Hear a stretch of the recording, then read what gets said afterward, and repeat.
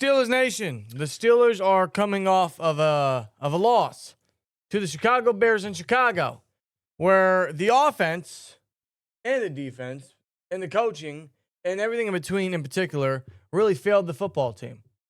The execution was poor. The play calling was incredibly safe. And the defense went right back to what hurt them, which was getting attacked towards the middle of the field, which was allowing these guys to be open within 10 yards between their corner and their receiver. To be open in the quick slants, to run up the middle, to not run double high safety anymore. The defense went away from what was working.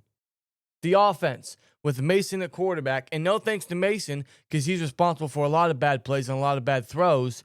The offense saw a ton of dink and dunks, a ton of just checkdowns, screens. How many jet sweeps did we see with Jonnu Smith? Jonnu Smith had 3 catches for 21 yards or whatever. He also had 2 rushes for 7 yards. He had pretty much almost as many rushes as he had catches for a tight end. Yes, and our leading receiver was Calvin Austin with 4 catches for 36 yards. Our leading receiver in that game had 36 yards. 36. The longest air yardage we had in that game came from the lone catch from Ben Skoranek, which went for 21 yards. As a matter of fact, that was the only play through the air that the Steelers had that were 10 yards or more. In fact, to add more, the Steelers had maybe 6 or 7 passes that went more than 5 yards through the air. That is it. Everything else was a check down. Everything else was under 5 yards. Everything else was just screen pass or getting the ball out early or just not really exercising the field or not exploiting the Bears' weaknesses, which included them not having any of their linebackers. No. None of their starting linebackers. Edmonds is on IR. Edwards was out. Noel Sewell was out. They had a 4th-round rookie starting. They had DeMarco Jackson, who I've never heard of before until this week. Then the Steelers didn't do anything to attack it. They didn't use the tight ends. They didn't go up the seams. They didn't give the targets more to DK. DK didn't see a single reception up until the 4th quarter after having a few catches to open the opening drive. Or the touchdown drive they had. The second drive, which was the Steelers' first scoring drive, he had 4 touches on that drive. And he didn't get a single touch until the 4th quarter? No, he did not. And Mason... DK Metcalf, by the way, the guy the Steelers traded a 2nd round for and are paying $150 million. Over $30 million annually, by the way. This is the guy that we traded away. Well, this is the guy we traded for and traded away George Pickens, who's going on to have his greatest season to date, which is to no shock to anybody. And if it is, then you weren't paying attention to what Pickens is capable of. And I think that's really a testament to just how bad coaching and how bad scheming is. That Pickens was so limited that what he's doing in Dallas now is everything that Pickens was capable of. And it makes me wonder, why do we trade him? And 2, why is this offense, why is this scheme so absolute ass that we couldn't do this with Pickens? We couldn't make it work. You remember that route sheet that was put on social media? I think it was actually after, what was that, the Patriots game Thursday night? In 2023? That dreaded Thursday night game, yeah. Remember the route sheet? Yes. For George Pickens, how lackluster it was and how poor it was? All you got to do is look at the route sheet for Pickens for the Eagles game that the Cowboys just won, 21-point comeback. Just look at the difference. Look at the drastic difference to George Pickens' routes and his usage. It is night and day. It makes me wonder, man, why couldn't we do that? Why can't our scheme be as effective where we're actually using our players to the best of their ability, to exercising their talents, to actually win football games, to be aggressive, to go down the field, to attack the middle of the field, to absolutely use our players to the best of their ability, to use their true potential. But instead, the offense decides to be so safe and so weak and so conservative. And Mike Tomlin has been on record numerous times by saying, well, the more you throw it down the field, the bigger chances you have of turning the ball over. That's the point of throwing the football, T.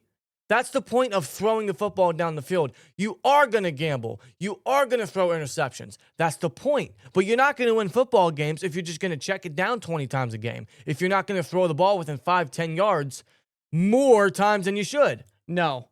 During the Bears game, CBS, they highlighted the Steelers and the yards after catch. I think the highlight was the Steelers had over 150 yards after catch per game, which led the NFL. And that just goes to show you the standard of the Steelers offense and their scheme offensively is they rely heavily on yards after catch. Mason threw for 171 yards versus the Bears. 116 of those yards was after the catch. Because all he did was dump offs. And the game plan has been the same for years now. It's been the same with Rodgers, and I do believe Rodgers would have made some sort of difference in today's game versus the Bears, but it's been the same game plan even with Rodgers, even going back all the way till after Todd Haley left. Now I'm talking the Randy Fichtner days, I'm talking Matt Canada, and obviously now with Arthur Smith. You look at their scheme, you look at the way the offense has performed through 3 different coordinators since Todd Haley, it is all the same. I said it since the second game Arthur Smith called for the Steelers in 2024. He's nothing more than Matt Canada with variety. He's Matt Canada with more tight end usage. He's Matt Canada with play action. He's Matt Canada with under center. All Matt Canada ran was just shotgun and dump offs. Matt Canada was one of the worst offensive minds I have ever seen, and I will never forgive the Steelers for making me go through so many years of that guy calling the offense. But what we have now, Arthur Smith, isn't really any better because it's the same game plan. It's the same safe mindset. They don't attack the field. They don't go down the field. They don't throw the ball.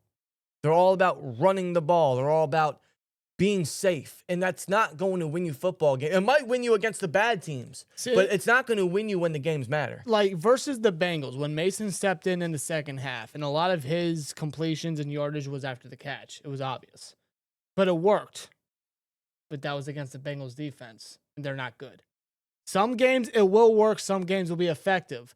Will it be consistently effective? No, it will not. But I don't understand how you go up against a Bears defense that is incredibly injured. They had like 6 or more starters out, including all 3 of their linebackers, and they didn't think of any way to attack that. No. None. You got Darnell Washington coming off a 67 yards, a career high, and he only had 2 catches for 22 yards in this game. He had 2 targets. Are you kidding me? You got Jonnu Smith, who was a Pro Bowl tight end last year, and he's averaging 6 yards a catch. What are we doing? You got Jonnu Smith running jet sweeps. That's a testament, bro. Look at George Pickens and look at Jonnu Smith. George Pickens was incredibly limited under this scheme. Jonnu Smith is coming off a Pro Bowl year with Miami. And Mike McDaniel's scheme, which is incredibly more advanced than any of the other coordinators we've had since Haley. And at this rate, the way that Jonnu is playing or is utilized, honestly, he's not even going to get half of what he had last year. And Pickens has 1,000 yards. Yes. Yes. It's so crazy the drastic differences in coaching and in scheming. How how vanilla the Steelers is compared to everyone else around the league. And what I'm astonished by is you look at the defensive scheme that the Steelers run, especially what they got beat by, not just versus the Bears, but in games prior this season and years past that, which most of the time when the Steelers defense gets beat, it's because of the same critical mistakes, which is mostly getting attacked through the middle of the field. Tight ends attack in the middle. Receivers getting open with the quick slants. The quarterback getting rid of the ball very early. Missing tackles. Going up the field. It's funny to me that this coaching staff and this team watches how their defense gets beat, which is mostly around the middle of the field. But we can't find a way to attack that ourselves via their own offense. No. That's malpractice. I am baffled by that idea alone, that they can't see that. They can't see that that's a problem. That they see how opposing offenses attack their own defense, the highest paid defense in the league, and they can't think to themselves, hey, maybe we should try that. Maybe we should execute some of that. You know, that's a great fucking idea. We should try that. Instead, they don't. No. As a matter of fact, we have passing sheets from the last 7 quarterbacks that have started for the Steelers. Since Ben's last year, including Ben, we've had 7 quarterbacks start for the Steelers. 7. And I'm going to put up the passing sheets, and I want you guys to tell me the biggest common denominator. I'm going to get it right up here for you. Because this is kind of pathetic, as a matter of fact. You look at Ben. This is Ben in his last year versus the Raiders, right? This is an aging quarterback in his final year. It's all dump-offs. No middle of the field. Rarely any passes down the field. And that's Ben with a shot arm in his last year, right? You know, whatever. But you see a lot of passes behind the line of scrimmage, at the line of scrimmage, or just within the first 5 yards. Then, after Ben, Kevin Colbert thought it was a phenomenal idea to go get first-round bust out of North Carolina and Chicago, Mitchell Trubisky, who sucked. Is a backup. And this was one of the games he started, unfortunately, for the Steelers. And you see something very similar. It's all checkdowns. A lot of passes not even going 5 or 10 yards past the line of scrimmage. And if they are, they're all sideline shots, and they're all avoiding the middle of the field. Kenny Pickett, who was an absolute first-round bust. Thanks, Colbert. This was his game versus San Francisco in Week 1 of 2023. First of all, Kenny could not throw the ball. He was afraid to throw the ball. And that was an incredibly bad mix when you match in Matt Canada and what the offense likes to do. It's all dump-offs. It's all checkdowns. Most of his completions are above the line of scrimmage and right before the 10-yard mark. That's it. I mean, if we're talking numbers here, I'm going to look. There's 1, 2, 3, 4, 5 completions over 10 yards. Only 5. Keep in mind, that was in 2023, bro. 2.5 years ago. 2.5 years ago. Justin Fields. Same thing. Same fucking thing. Where's the difference? Same thing. There's only 1 completion of 10-plus air yardage. Everything else is within 5 yards. Everything else is near the line of scrimmage. No middle of the field attack. Russell Wilson. Same thing. Diarrhea poop. Unlimited diarrhea. Aaron Flippin' Rodgers, the Steelers starting quarterback this year. This was his game versus the Colts. Same thing. In fact, look at all the completions behind the line of scrimmage. Really? Look at that. Again, 1, maybe 2, if you include the touchdown. 2 completions of 10-plus yards. 2. And then you got Mason Rudolph versus the Bears. What do they all indicate? What do they all fall in line together? What is the comparison? What is the common denominator with all of this? It's all checkdowns. It's all dink and dunks. It's all avoiding the middle of the field. It is all underneath 5, 10 yards past the line of scrimmage air-wise. That's it. Mason had 1 completion of 10-plus yards, and that was the completion to Ben Skoranek for 21. How do we go through 7 different quarterbacks in the last number of years under 3 different offensive coordinators, and we're getting the exact same game plan? We're getting the exact same result. We're getting the exact same mindset offensively. They're scared. They're very safe. They're very vanilla. They refuse to get aggressive, to attack the middle, while their defense repeatedly gets destroyed via the deep ball or via the middle. Now, what's the common denominator regarding all that? Who has been here underneath all 7 of those quarterbacks? Who has been here underneath 3 different offensive coordinators, and the game plan has not changed? You guys know the answer. The sign's up there for a reason, and it's not going anywhere. No, and if we win versus the Bills or just win any game the rest of the way, we're not taking it down. No. A win does the only thing a win does moving forward for this season, and even as long as Tomlin's here, the only thing a win does is sweep everything under the rug. Yeah. That's all it does. It blinds. It blinds people. It blinds Tomlin. It actually gives Tomlin a bit of an ego boost, saying, see, we won the game. See, we won the game. Yeah, but what happens later on into the season? What happens typically around this time of the year that we've seen how many years now? in 2018, in 2020. Last year was bad. Last year, I believe, was his worst collapse ever. Worse than 2020. It was worse. Considering he also had a prominent division lead and he gave it to the Ravens. And it feels like we're about to do that again for a second straight year. But they were up 4-1. They're 6-5 now. And so are the Ravens after being 1-5. All that I showed you. And all the examples, all the different quarterbacks, all the different OCs, the game plan doesn't change because the one guy that is predominantly here and has stayed here through all of that is still in charge. And nothing's going to change until he leaves because he wants to run the team the way he decides to run it. He's like, okay, as an offense, we're not going to get crazy. We're not going to get fancy. We're not going to get aggressive. We're going to be safe because I live in my fears. I don't want to turn the fucking ball over. So we're just going to dink and dunk the whole fucking game. And then we're going to trust the defense to try to win us the football game.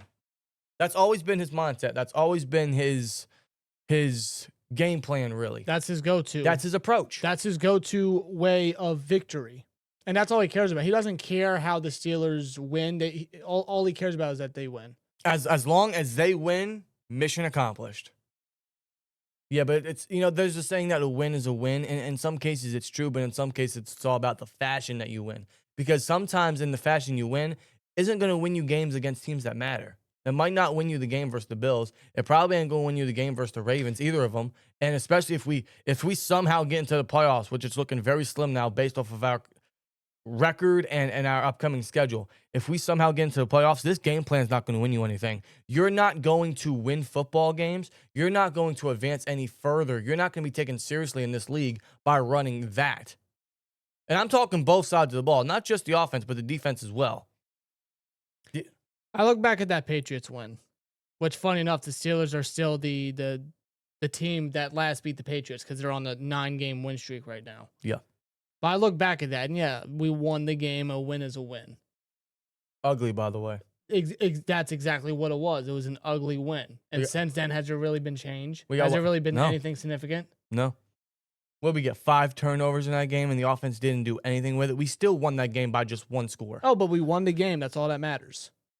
It's all about perspective, right? It's all about exactly how you win the game. Not just because you won the game. It's how you win the game, right? The way you performed versus the Patriots, it was the most ugly Steelers game I could have remembered in quite a long time. At least the most ugly Steelers win I could remember in a long time. That game was ugly. That's what we call typical Steelers football. That's Mike Tomlin football right there in a nutshell. That was terrible. And then you look at how many weeks? 9 weeks later, the Steelers are still playing the same way. Like, they have their good moments here and there. They have their performances here and there, but not consistently. No. They're not consistent. The way that they play football, the way that they view playing football to win is not how you're going to win consistent football or win prominent football at that. You're not going to win prominently, consistently. You're not going to win the big games. You're not going to win the games that truly matter, which is why we have been in this playoff win drought for so long, which is the longest in franchise history, by the way, at least since before the Franco play that started everything, the Immaculate Reception. And this is why we've gotten blown out in the playoffs for however many straight games. 6 straight games now? 5 straight one-and-dones? This is why every single year we go through the same story, because it all ends in a complete collapse. Because the game plan doesn't change. It doesn't matter who the coaches are. It doesn't matter who the OC or the DC are. It doesn't matter who the quarterback is. It doesn't matter who the fuck they trade for. It doesn't matter who they bring in. It's all the same story. It's all the same result. Which is why, heading into the season, despite everything that the Steelers did, we never were in belief that, hey, this is their year. No. We never fell into that trap. No. I had a strong feeling that, we're just going to go through it again, because the problem is, if you watch Steelers games very closely, or even just pay a little bit of attention, you notice a trend. You know exactly what to expect. You have this gut feeling that, it's just going to be the same year as last year. And that's exactly what we're going through. Except we got Ramsey. We got Slay, who sucks. We got DK. We got Rodgers. We got all these extra pieces, and we're 6-5 after being up 4-1. and we're running the same game plan as if it was 2018, Yes. which makes no sense to me. This is why this team will never go above and be. This is why this team will never get over that hump. That hump that we've been struggling to get over, that hump is called Mike Tomlin. That is the hump that we cannot get over. And until the owner himself makes the decision, that hump, we will never get over. No. It'll just be an inevitable bump in the road that we call the Steelers season every single year. And this year, we've already seen it in certain games, and the Steelers have bounced back, but does it really matter? No, because I'm still expecting the same exact end this upcoming season. I'm going to stand firm in my belief that the Bears' loss is the start of the end of season collapse. We always come back to some game in years past and think, okay, what was the game that started the end of season collapse? I got a bad feeling that this Bears loss is going to be that. I don't want it to. I want a different outcome, okay? I'm tired of seeing the same shit. I'm tired of seeing the same story. I don't want to see this again. But based off of what I've witnessed in years past, based off of what you guys have witnessed in years past, there's no reason for me to expect anything different. There's not. So with that being said, yeah, I think the Bears loss is going to be the start of the end of season collapse. And honestly, for change to happen, the only way it's going to happen is if the Steelers continue to lose. I'm sorry, but that's the God's honest truth. That's the only way that change will happen, because winning is just going to sweep everything under the rug again. It's just going to hide everything. It's going to make everybody think, hey, mission accomplished. You know, we didn't have a losing record. We got above 500. You know, where we just let's just get this guy and that guy to fill this role and that role, and maybe it'll be different. But the problem is it won't, because you're staying with the same guy that's ran the same bullshit for so long. And I see a lot of fans saying the same thing. I see a lot of fans opening up, some later than others, some earlier than others. But a lot of people are really starting to come along to the common denominator of the issue. And we all know what it is. His name is Mike Tomlin. We've went through 3 different offensive coordinators, now 7 different quarterbacks, just a different rotation of people for the offense. Yet it's all the same. Just look at the passing sheet. It's all the same. You're not going to be, not to interrupt you. No, go ahead. You're not going to be an efficient offense by avoiding middle of the field. You look at some of the most high-powered and dynamic and consistent and aggressive offenses out there, they are always in the middle of the field. If you want to score touchdowns, if you want to be effective, if you want to be an offense that can go out there and score points, you have to get out of your comfort zone. You have to overcome your fear. See, and this leads into what I was gonna say before you mentioned all that is Tomlin and his crew, the guys that he hires, the guys that he brings in, they don't exercise the talent of the players that they have at their disposal. Again, look at Jonnu last year compared to this year. Look at Pickens with the Steelers, now with Dallas. I'll even give you another one. Look at Kevin Dotson when he was with the Steelers, with the Rams. These players are out of position. These players aren't being used properly. These guys aren't being schemed up the way that they should. And thus, sometimes when you're out of Pittsburgh, you perform better. Most times, you do. You're schemed better. It's funny. Coaching matters. It's funny because it wasn't that way before. It wasn't wasn't that way for the longest time. Usually when Steelers left, they were never the same. Yeah, it was like, oh, the grass isn't greener. Well, the grass is definitely greener when you leave Pittsburgh. I'm telling you right now, because this coaching staff, it's barely good enough to do what they think is just fine, which is 9-8, above 500. Never had a losing season, but it doesn't utilize the talent that they should. They panic when the game folds. They are not prepared in any situation, especially when the game's on the line. Look at the Bears game, for instance. The team lined up in illegal formation. Aaron Rodgers called it out on the sideline. I think Ben was doing a stream during the game. He called it out during his stream. Mike Tomlin couldn't see that. Nope. Mike Tomlin couldn't call a fucking timeout. You're the coach. And then 3rd and 8. Let's dunk it off to DK for 2 yards with no timeouts in the middle of the field. Let the clock run. And we're panicking. What do we do? What do we do? 4th and 6. Let's just know how to they had no game plan. Like, what is that? You go for it on 4th and 6 after going short. What was your goal on that 3rd and 8? Genuinely, what was the goal? You dunk it down to DK. You expecting him to go up the field? Yes, because they constantly rely on yak yardage. How? That was their mission. When the defense knows that you're going to check it down because that's all you've been doing all year, why would you go for that play in that situation? What was the goal there with no timeouts? And that's just another example. And a different example, because there were other examples of the Steelers losing in bad fashion and blowout fashion of like, okay, this coaching staff is just not properly organized. They're not, getting the team ready. They're not getting the team focused. They're not doing their assignments. Well, then you get in an example like this, where all they got to do is get a field goal to tie the game, send it to overtime. Yeah. That's all you got to do. But here's the situation too, right? They check it down to DK.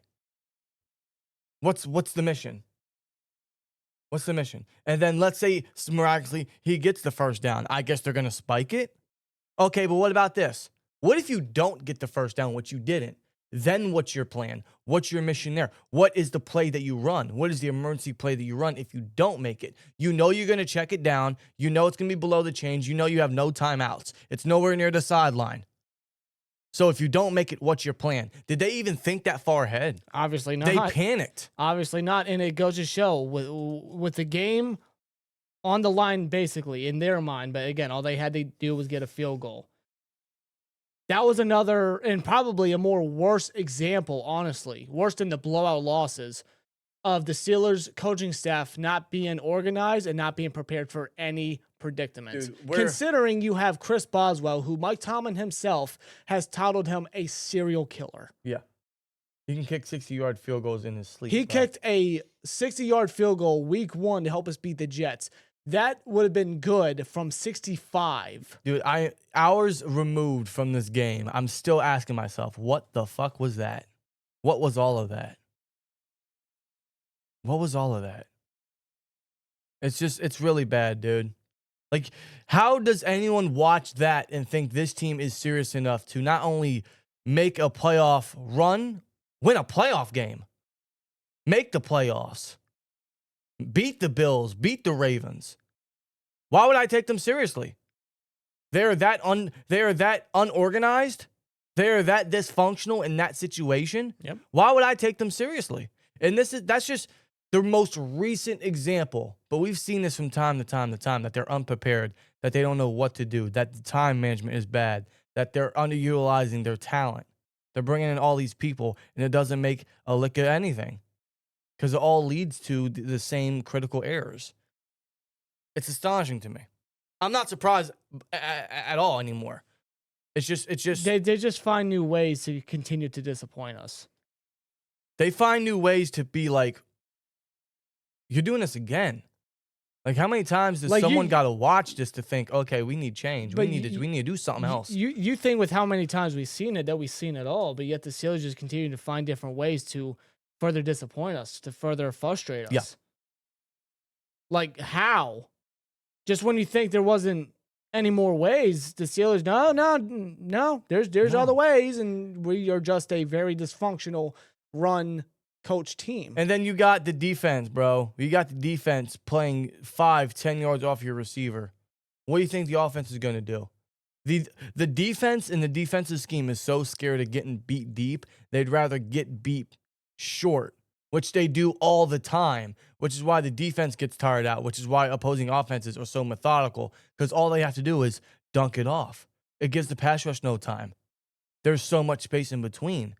We've seen it so many times before against so many different teams, so many different offenses, that when you show that type of formation, when you show that type of game plan, the offense already knows what to do. It's so predictable. Yes. You make it easy for them, and has killed you time and time and time and time again, and you continue to run with it.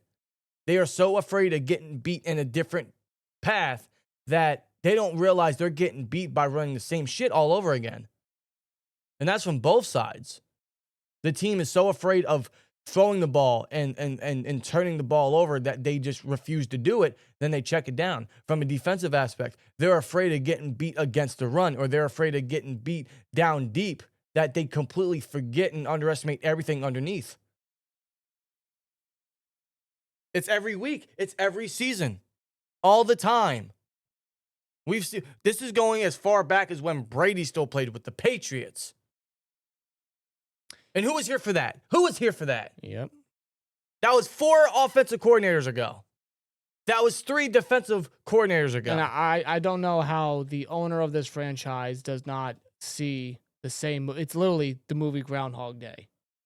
It is. I'm not even kidding. It's literally the freaking movie. I'm not saying Mike Tomlin is this control freak and it has to be this way and no other way, but it sure as hell comes off that way, where he tells the coaching staff, this is the game plan, this is how it's going to be drawn up, and do your best. And they don't do their best. Terrell Austin has confirmed that I call plays sometimes. Tomlin calls plays sometimes. When he wants to take over, he calls, which is probably very often. And then you got Keith Butler saying the same thing when he retired. And then you go from the offense, where, again, same song and dance every year. You can change the quarterback. You could change your number 1 receiver. You could change your running back. I don't understand it. No, everything's the same. I don't understand it. Nothing's different. It's all the same old, SOS, right? Same old Steelers. It's also a case, I guess we're going to keep going here. It's also a case where they run away from what works. Like, why? Why do you run away from what's working? Like Darnell Washington getting 40 snaps in one game, and the offense is playing good football. They're outscoring their opponent. Darnell's a big component of that. Every game he's had 40 or more snaps, he's undefeated. The Steelers are undefeated. And then the next game, you hardly see half of Darnell Washington. Correct. Why are we not consistently utilizing Darnell Washington? Why are we not giving him 40-plus snaps every single game, considering his durability is holding up after concerns coming out of the draft, hence why he fell so far? His stamina is not bothering him, considering a man of his size and weight.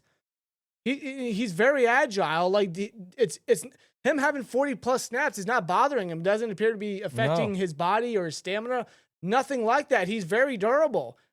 Keep playing 40-plus snaps. Jaylen Warren. You don't feed him the football enough. He is your most efficient offensive weapon. He didn't see a single snap on that final drive. No! Not one. Where, not one, dude. Where is Jaylen Warren? Remember a couple games ago? I think it was versus the Chargers. He didn't see a single down on 3rd down. Yes. Like, what are you doing? It's nothing against Gainwell. Gainwell's fine, but I don't think he should be the predominant back in certain situations like that. He's done well this season. He's made plays. I'm not taking away from him, but who's the better back in that situation? You put your best bodies out there, and you're not. And DK Metcalf, bro, why is it that he had 4 touches on the Steelers' second possession, their first scoring drive, but he doesn't see the ball until the 4th fucking quarter? Bro, DK Metcalf has only had one crazy game this year. One. He had one game of 100 yards. That was the Vikings game. That was week 4. Dude. The last 4 games, right? Versus the Bears, 5 catches, 22 yards. Versus the Bengals, 5 catches, 49 yards. Versus the Chargers, 3 catches, 36 yards. Colts, 2 catches, 6 yards. Are you fucking kidding me? This is who we traded for. You spent high capital and high money. For this. $30 million. For this. He's barely averaging 10 yards a catch the last 4 games. You got to be joking me. Like, what are we doing? You got to be joking me. DK is much better than this. Why do we trade for Jonnu Smith when all we're going to use him for is tight end screens and jet sweeps? Especially when a guy like Arthur Smith knows him apparently better than anyone else because he had him with the Titans and the Falcons, now the Steelers. He knows him better than anyone else. He's a Arthur Smith guy. Jonnu Smith has done nothing. Jonnu Smith has done absolutely nothing, which makes me wonder, why did we trade for him? Was it just a bonus package for the whole Jalen and Minka swap?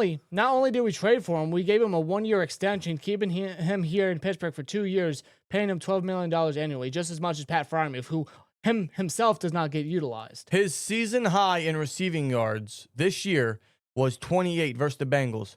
That was on that Thursday night game we lost. That's it. He has not had a single game where he's averaged 10 yards a catch. Not one. He's not even averaging 7 yards a catch, bro. In fact, on the season, he only has 184 yards. Maybe 200.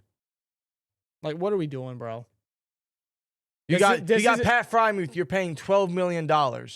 My guy got maybe one catch. One catch versus the Bears? That's it. He had a great game versus the Bengals. That's it. That's it. Dude. Like, what are we doing? What are we doing here, bro? What are we doing? You didn't trade for a number 2. You traded away Pickens and didn't fucking replace him. So why even trade him? If you weren't going to go all in to replace Pickens after not drafting someone in the draft and then trading him after the draft, why not just keep the guy? Makes no sense. Now, he wouldn't be having the season he's having in Dallas, but at least our wide receiver issues wouldn't be as much of a concern. And I gotta absolutely let you know that Pickens and his attitude would have still been an issue because of this scheme. Yes. You notice there's not a single issue in Dallas because they're giving him the ball, because they're using him the way they should. Oh, it's a perfect fit for Pickens down in Dallas. It fucking pisses me off that this team limited Pickens' talents, because this scheme is so bad because they refuse to use the players to the best of their ability. And you know what's funny? How dare you? You know what's funny? Going back to Jonnu, like they rely heavily on yak yardage, yak ability. Jonnu's one of the better yak tight ends in the NFL. Yeah, we're not even utilizing Jonnu Smith for that. Yeah. So again, I ask, why the fuck is Jonnu Smith here? I thought the point of bringing people in was to better the offense, to use their talents, to damage defenses, to better the offense, right? I can't say nothing's bettered. I can't. Nothing's bettered. The tight end room is more stacked from a name profile, but the best guy we got out there is Darnell, and we're not using him enough. No. You're paying Jonnu and Frymuth $12 million each. And both they are collectively had barely 500 yards together. Both of them combined per game are getting maybe like 3 catches. You got Roman Wilson that hasn't done nothing but garbage time stats. Like, really? For a third rounder. This offense, this team, this coaching staff is so dysfunctional, and it is not built to succeed. It is absolutely trash. And I don't understand how this is an NFL offense. This is like a high school offense. And you wonder why the Steelers have went 2-4 in their last 6 games. Yeah. And they deserve every bit of it. They are not an efficient football team. They are not a consistent football team. They are not a well-organized football team. No. I've never seen a team, and I'm being dead serious here. And I know there are worse teams out there with worse records, but I'm being dead serious here.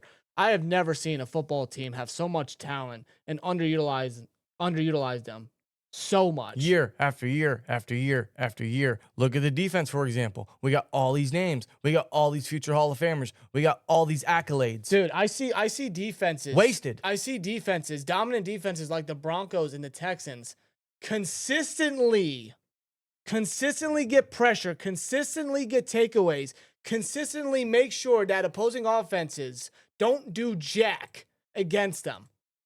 Yet the Steelers don't have a stretch of maybe 2 to 3 games. They'll look good. And then, like, after that, it's like, well, where did the defense go? What happened? Yeah. Oh, there's miscommunication, missed tackles, missed assignments, penalties. Oh, we got to fix stuff up quick. We got a lot to fix up. We got to fix it up quick. I heard this how many years? It's been consecutively. It's been every year since 2017. Versus the Bears, they only got 1 sack from TJ Watt and 1 quarterback hit also from TJ Watt. That's it. That's all they got from a defensive aspect. Versus the Bears. This defense. It's all just pointless. At the end, I guess that's what we're really trying to get out there is it's all pointless. It's all wasted. TJ Watt, his career, 100+ sacks. 115. Wasted. My boy don't even got a playoff win. TJ Watt surpassed his brother JJ for career sacks, and TJ has absolutely nothing to show for it. And Cam Hayward, as much as he was such a non-leader at the end of training camp and wanting an increase because he couldn't feed his family and all that garbage. He's still playing at a great age. Wasted. Yeah. I don't understand it. And I know, like, and I'm telling you, man. listen, I know we said this countless times and countless streams and countless videos. I feel like this is a video we make at least twice a year. I think this is the third time we're making a video like this. Yes. This year. We've reached a new record, bro. But breaking records. Bro, listen, bro. I know we sound like broken records, kind of repeating ourselves, but if we're just going to keep repeatedly seeing the same shit from the Steelers, we're just going to keep shouting at the top of our lungs. We're going to keep calling it out because that's what we're here for. We're not going to stop. We're going to give you the brutal, honest truth. If the brutal, honest, our own opinions. If the Steelers ain't going to stop their shit, we're not going to stop preaching the fact that this team is fucking garbage.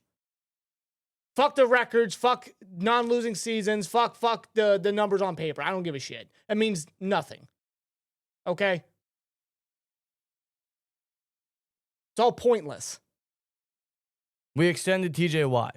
He hasn't got a playoff win. He won't get a playoff win. As far as I'm concerned, he's not going to win anything in Pittsburgh. But we extended his contract. We traded for DK and paid him the biggest contract in wide receiver team history before he even put the fucking jersey on.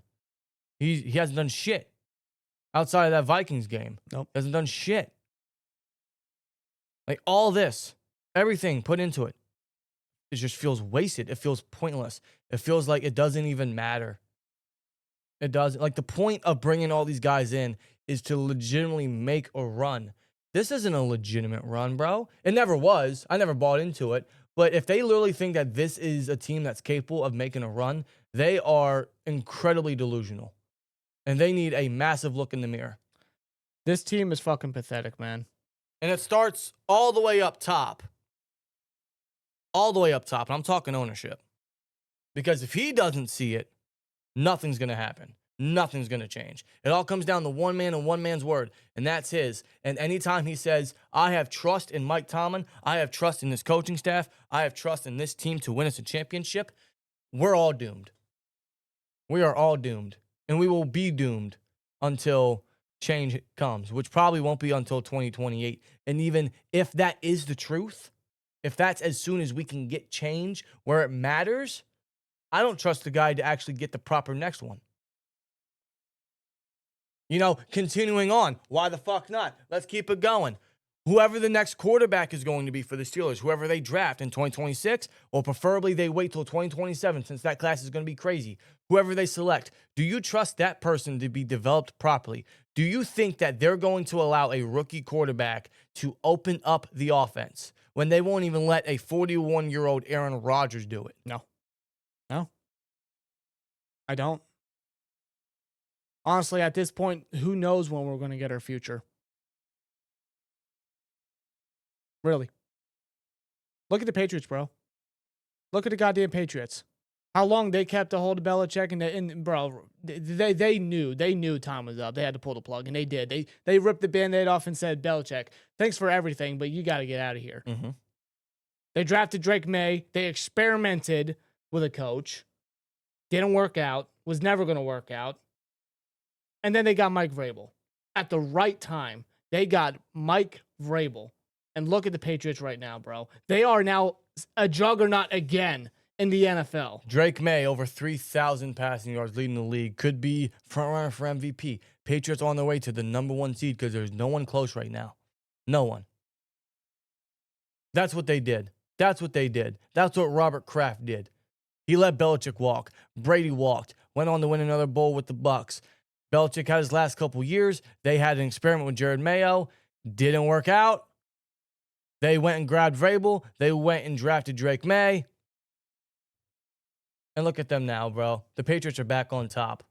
I'll even give you another example. Look at the Philadelphia Eagles. Howie Roseman, he let Andy Reid walk. Howie Roseman let Andy Reid walk. Or, not Howie Roseman, Jeffrey Lurie. Jeffrey Lurie let Andy Reid walk. And then he experimented with Chip Kelly, and he completely destroyed the team. After Chip Kelly, he got Doug Peterson. Won them their first championship. After Doug Peterson, he got Nick Sirianni, and the Eagles have been on top since. They are the reigning Super Bowl champions as we speak. Bro. Come on. I'm just saying, the proof is in the pudding. The evidence is there. Stop being afraid. Stop because the truth, I think that, sorry, go ahead. the truth is we're not winning shit with Tomlin, and we won't as long as he's here. Which is why I'm so open to firing him or getting rid of him, because we're not winning a championship. So what's the fear of getting rid of him? I know for a fact, he knows for a fact, the majority of Yins know for a fact, we're not winning anything with him anyway. So cut the cord, cut the ties, cut the contract, and try somewhere else. We're not winning with Tomlin anyway, so what's the fear? But I think that's Art Rooney's fear, is he's afraid that without Tomlin, the team won't be as relevant. The team won't be winning in the way he wants them to win. I think that's his fear. His perspective of winning has kept us in purgatory. We have stayed where we have stayed since 2017. Yeah. We have not moved at all. We have been dead center in the middle for the same for nearly a decade now. This is the Steelers, okay? This is where the Steelers can be. This is where they could be as well, but they're right here. They're not moving. They're just tickling along that line of mediocrity. We talk about TJ Watt and Alex Highsmith and how stationary they are. The Steelers are stationary. Yeah. They're not moving. They're an average football team. They're not. And I don't want to hear the question or the excuse, oh, who do you replace Tomlin with? I'm not hearing that. You know who I would have replaced him with? I would have replaced him with Ben Johnson, because remember when the Bears called them up and said, hey, we'll offer you this for Mike Tomlin? Steelers didn't even entertain it. I would have allowed the Bears. In a heartbeat. I would have allowed the Bears to give us their first for Mike Tomlin and go grab Ben Johnson, because that is the modern type of coach we need. That is the offensive mind that we need to succeed in this league. Considering what happened last year with the season collapse, the 5-game losing streak collapse. If not that, what else is going to convince you? And then if not that, you had Mike Vrabel available, but he just went to the competition in the AFC with the Patriots. Yep. And then on top of that, the Steelers didn't make a single coaching change. No. None. No, but let's just go get Rodgers. Let's go get Ramsey. Let's go get DK. Let's go get Slay. Let's go trade for Jonah, because that's going to make a difference. See, that's the problem with the Steelers as well, man, is they rely on name value to fix the issues without understanding that the majority of the issue relies in the coaching. They just think name value and all these future Hall of Famers and these big play guys is going to fix everything. That's not the case. It's a never-ending cycle. They tried that with Russ last year, and it didn't work. They've been trying that for so long. Let's just go get this guy and that guy, and then the problem will be fixed. No, the problem won't be fixed. That's not a fix. That's a Band-Aid. It's an awful Band-Aid. You're wrapping the wound with a Band-Aid. That is a Band-Aid on a shotgun wound, bro. That's not gonna fix it, dude. That's tape on a leak. Literally. A cracked pipe. It's like they think that the aging vets are a Flex Seal. It's gonna fix the fucking. No, it's not. It's not. It's a temporary Band-Aid, but you're inevitably going to have to actually replace the main issue. We know what the main issue is, folks. We do. And unfortunately, nothing's going to change. Nothing's going to change. And I'm still going to stand by my opinion. I don't want to be right on this. I'd much rather be wrong. But I got to give you guys my honest opinion, my honest truth. I do believe that Bears game is going to be the start of a collapse. I could be wrong. But based off of recent history, why should I expect anything different? But like I said earlier in this video, the only way change happens is if the Steelers lose. I'm not saying I want to see the Steelers lose, because I don't. But I know that change will happen if the Steelers lose, and lose badly. Lose by how much, Robert? Lose by how much? Because I'm still. That's the only way, though. You're probably. Listen, and I know last year didn't do jack. They lost 5 straight, and they didn't do jack. They didn't make changes. Playoffs, yeah. But winning is just gonna shield everything, sweep everything under the rug. Nothing to see here. We're all fine. We got a W. We're all good. No, you're not. The only way any change could happen is if the Steelers continue to lose. Maybe even lose the division, like our buddy Philly G said. Yep. That's the only way. But here's the thing, though. Even if you're right, which in that case, I hope you are. I'm sure a lot of people are saying the same thing. I get the feeling, I get the mindset that Art Rooney II is going to think to himself, wow, one losing season in, 18, 19 years? That's not so bad. No, and listen, bro, I want to be shocked. I want to be. Because Art Rooney... I think he's that delusional. I He think is. He's that deranged. Art Rooney and the entire organization are delusional. They need to look in the mirror, bro. Like, they need to get a good, hard, long look in the mirror. Yep. And be like, yo, like, we ain't it. No, this bro. ain't it. We need to do something. We got to do something, but they're not. We all know what the truth is. We all know what we have to do. The unfortunate reality is it's not going to happen. And I don't know how they don't hear the outcry from Steelers Nation. There's only one way that's going to happen is if the outcry gets louder and louder and louder and we get the inevitable chant in Heinz Field. Well, guess what? We got the Bills this Sunday at Heinz Field. And listen, the Bills are very, very reminiscent of the Steelers, bro. They are. The only difference that the Bills and the Steelers have is that the Bills have a franchise quarterback. But they're pretty reminiscent in terms of the way that they ran and the way that they have disappointed in years past, the way that they can't get over that hump, the way that they're coached. They're predictable on offense. They got a head coach that calls the defense himself. They don't live up to the hype. They got holes at receiver. They're very similar. But the Bills are going to be pissed off, folks. The Bills are going to be pissed off when we got the Bills this upcoming Sunday after the holiday. And I'm not confident heading into that game. I neither. have zero expectations of that game. I don't think the Steelers pull off the upset. I do agree with you. I think this is a start of a class because I don't want it to be. I want things to be different, bro. I want things to be different. I just don't. I don't see any way how the Steelers get a win. But the truth is, the only way things are different is if they keep losing, like you stated. But it's one of those things where I would much rather the coaching realize that they're dumb, that they would recognize that they are the problem and they can take accountability and they can adjust and they can open things up and they can allow these players and these coaches to do what they have to do. They don't. They limit everything. And I don't know why. I don't know how they think that is successful football in today's NFL. They are such an old-fashioned ran team. It's killing them. It is.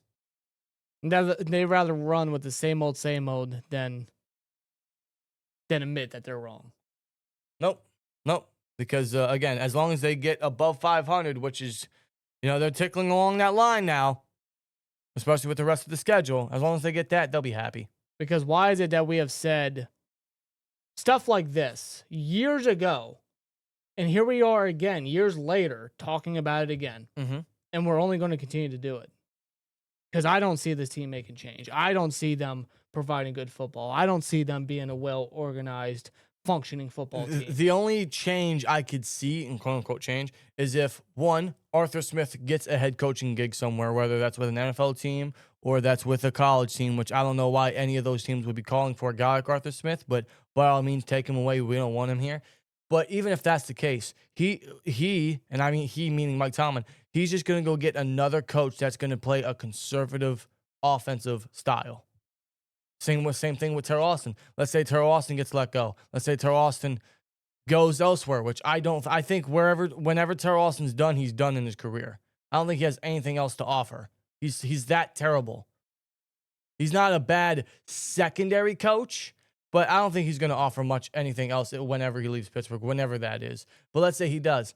Then they're just going to go after another coach that's going to limit the defense, and that's going to run the same Tampa style that Tomlin wants to run. Oh, the Steelers will just do their search for different coaches and coordinators, but they'll do it in exactly the way that they play football. They'll conservative. They'll just promote within. They'll do the requirements, and they won't take the search seriously like they did with Arthur Smith, and then they'll just probably promote from within. They will do the bare minimum.